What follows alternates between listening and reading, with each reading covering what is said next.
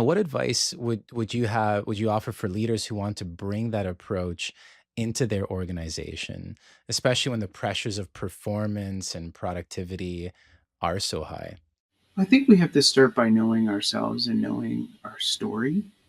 That means recognizing the moments and the people that shaped us and the values that call us into the work.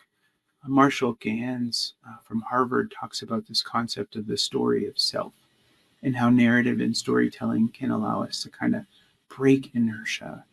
And by sharing these stories, we actually connect to the stories of other people and the story of the moment. So, knowing that about ourselves is essential, and recognizing that that's a constant iterative process. I think it's also important to be deliberate and intentional, to be thoughtful but also decisive, and to never kind of do it alone. None of us should ever feel like leadership is a solitary act. It feels lonely. And I think that as people climb in the corporate ladder or ascend to different leadership positions, it actually feels even lonelier.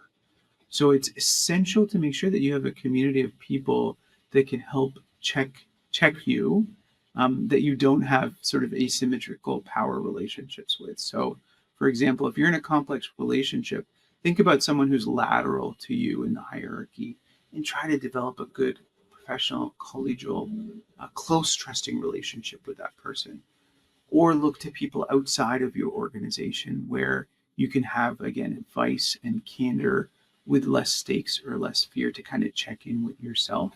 Be proactive in the people that you assemble, the community that you cultivate, and make sure that you're filling your own cup. You have to constantly practice that self compassion, check in with yourself psychologically, check in with yourself physically, sleep, nutrition, all that stuff. Because if you don't, you risk kind of overfilling, overloading, overcarrying, overburdening, and that ultimately becomes self destructive.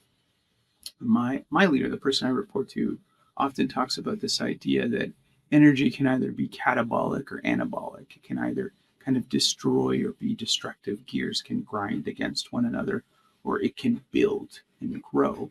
And I think that that analogy is really important for people trying to practice this in organizations, because you're going to encounter it. You're going to encounter tension. You're going to encounter conflict, and you can't be afraid of it. You have to find ways to leverage it, to not let it become something that destroys or poisons, but something that helps you burn muscle and grow and kind of stretch beyond what you think you're capable of doing.